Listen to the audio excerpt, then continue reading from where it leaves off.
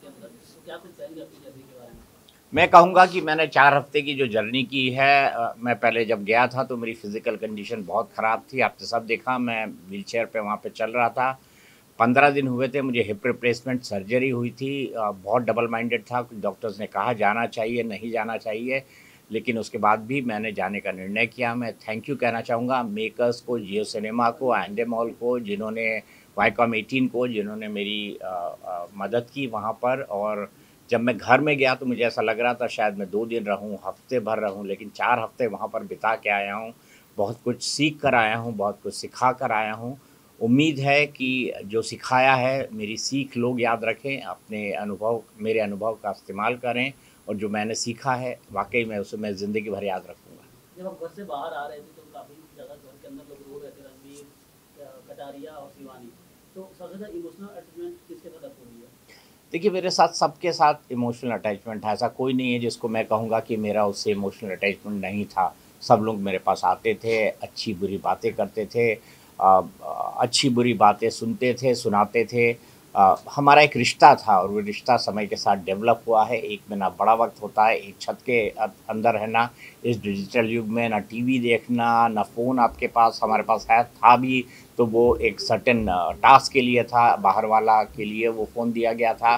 तो ऐसी परिस्थितियों में कोई रह सकता है, हम तो इसके बारे में, मैं तो इसके बारे में सोच भी नहीं सकता कि बिना टीवी पे न्यूज़ देखे मैं रह भी सकता हूँ या नहीं रह सकता हूँ। लेकिन ये 1 महीने का वक़्त हमने साथ में गुज़ारा है। मुझे ये लगता है कि मैं वहाँ पर ट्रॉफ़ी जीतने नहीं, दिल जीतने गया था, और ट्रॉफ़ी जीतना मेरा मकसद कभी था ही नहीं। मैं दिल जीतने गया था, और वाक़ई मुझे अब ऐसा लगता है कि मैं वहाँ पर कई दिल जीत कर आया हूँ। उनके आँसू इस बात के गवाह हैं। दीपक सर, आपसे जानना चाहूंगी, जैसे कि आपने कहा नॉमिनेट घर से बाहर आ चुके हैं, बट कहीं ना कहीं अभी भी रवि हाँ सर, वो अभी भी उस टास्क, जो पूल का टास्क हुआ था उसमें आपने उन्हें स्टेप हुआ था, कहीं ना कहीं उन्होंने आपको नॉमिनेट कर दिया। कहीं ये लोग जहाँ बोल रहे थे कर्मा रिफ्लेक्स हुआ है, इस पे आप क्या कहेंगे? मैं सिर्फ इतना कहना चाहूँगा कि मुझे किसी से इस बात की नाराज़गी नहीं है कि किसने मुझे नॉमिनेट किया, किसने नहीं किया। बिग बॉस के घर में मुझे कोई परमानेंटली नहीं रहना था। 4 हफ्ते बाद नहीं तो 6 हफ्ते बाद शो ख़त्म होना था और मुझे बाहर आ जाना था। ये बात ठीक है कि मैं 4 हफ्ते बाद नॉमिनेट हुआ, ये भी ठीक है कि रणवीर ने मुझे नॉमिनेट किया। मैं सिर्फ इतना कहना चाहूँगा कि रणवीर ने जो किया, हमारी ज़िंदगी में जो बड़े परिवर्तन होते हैं उसके लिए कोई ना कोई माध्यम बनता है। रणवीर भी मेरे लिए माध्यम बने, इससे ज़्यादा मैं उसके बारे में कुछ नहीं सोचता।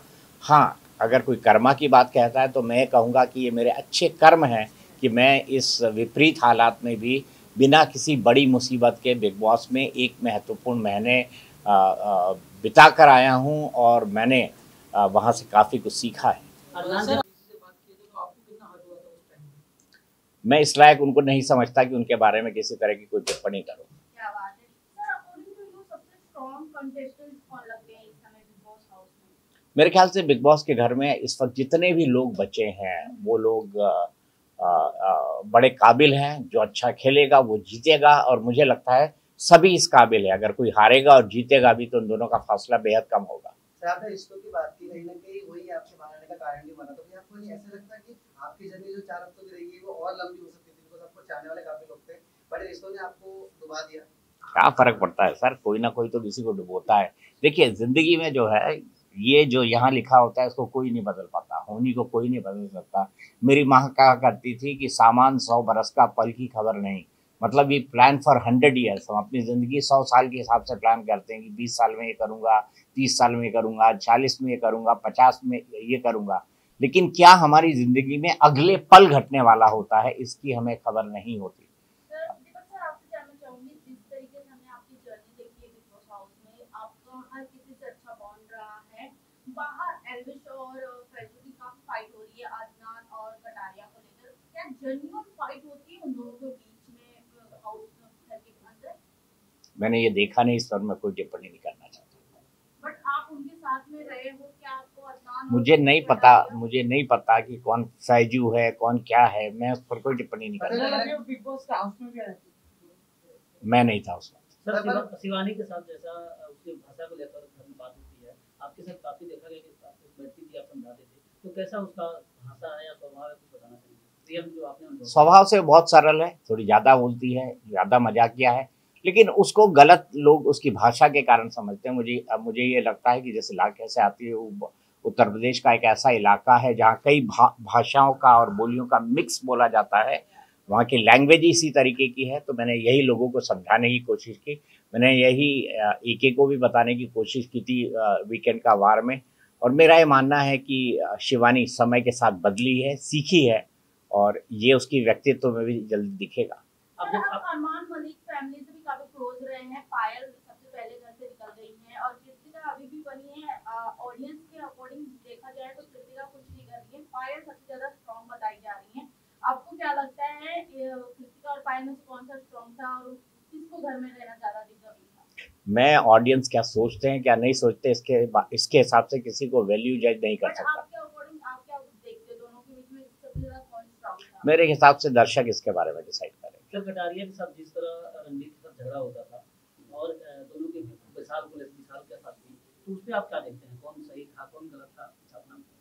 मैं किसी को सही या गलत नहीं कहूँगा, मैं तो सिर्फ लोगों को ये कहता था कि अगर कोई बड़ी उम्र का है उसका सम्मान करो, अगर कोई छोटा भी आपको बड़ी सीख दे रहा है उसका सम्मान करो। यही बात मैं लोगों को कहा करता था और ज़्यादातर मौके पे लोगों ने, मेरे हाउसमेट्स ने, फेलो हाउसमेट्स ने इस बात को सुना है। सर, कौन सा ऐसा कंटेस्टेंट था जिसके साथ आप रिश्ता नहीं रखना चाहेंगे?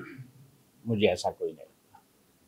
अदनान ने जिस तरह से आपके साथ बिहेव किया, क्या उसके बाद भी आप सारा गिला शिकवा आप भूल जाएंगे? मैं कमेंट कर चुका हूँ कि इसके बारे में कुछ नहीं करना चाहता। तो क्या आपको ऐसा लगता है कि इस सीजन जो बिग बॉस का जा रहा है वो उसकी क्वालिटी लो जा रही है, इसकी वजह से बार-बार वाइल्ड कार्ड एंट्रीज लानी पड़ रही है, कभी अनुष्का को बुला रहे हैं, कभी फैजल को बुला रहे हैं, फेक कंट्रोवर्सी क्रिएट कर रहे हैं?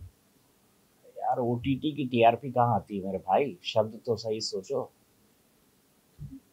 आपने कहा था कि शिवानी से मिलने जाएंगे उसके घर, तो जाऊंगा बिल्कुल जाऊंगा। सर, बिग बॉस के बाद आपका मतलब आपके लाइफ में मतलब अभी क्या चेंजेस आए, आप इसके बारे में क्या कहना चाहोगे, या क्या चेंजेस आ सकते हैं, आपको क्या लगता है इसके बारे में? एक दिन में तो मुझे कोई चेंज नहीं दिखा। सर, आपने वेट कितना लूज किया, क्योंकि बिग बॉस इसीलिए जाना जाता है कि लोग अंदर जाने के बाद वेट तो जरूर लूज कर लेते 4-5 किलो। अभी मैं अपने जो वेट स्केल है उस पे चढ़ा नहीं हुआ, लेकिन वेट मैंने जरूर लूज किया।